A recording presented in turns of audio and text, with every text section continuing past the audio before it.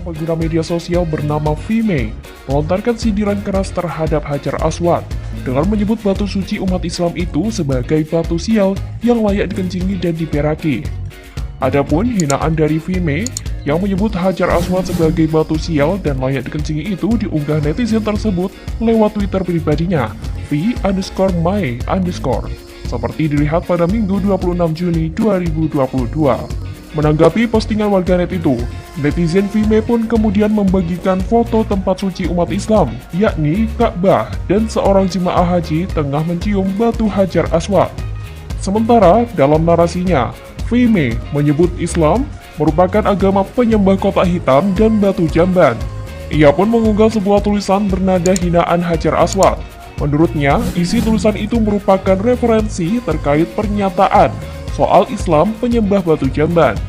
Dalam isi tulisan netizen itu, diceritakan kisah Abu Thahir Al-Qurmuti dari Irak saat menyerbu kota Mekah dan mengambil batu Hajar Aswad dari Ka'bah.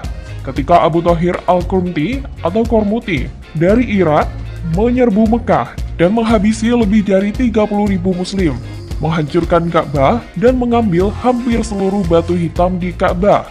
Mereka menyimpan batu itu selama 20 tahun, menggunakannya sebagai batu jamban atau mengincingi atau memberaki batu itu.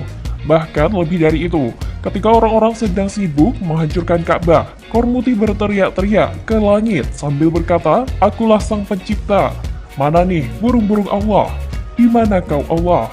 Oleh karenanya, menurut isi tulisan itu, batu hitam Hajar Aswad yang diciumi umat muslim saat ibadah haji tersebut dulunya selama 20 tahun dikencingi dan diberaki Al-Qurmuti.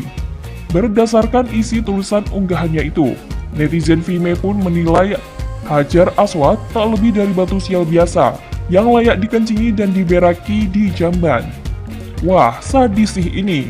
Bukan cuma menghina, tapi sudah menghina kuadrat pangkat 3. Memang layak diringkus sih penista agama macam ini. Awalnya, netizen itu menanggapi sebuah postingan warganet lainnya yang membagikan daftar penistaan agama yang tak tersentuh oleh hukum.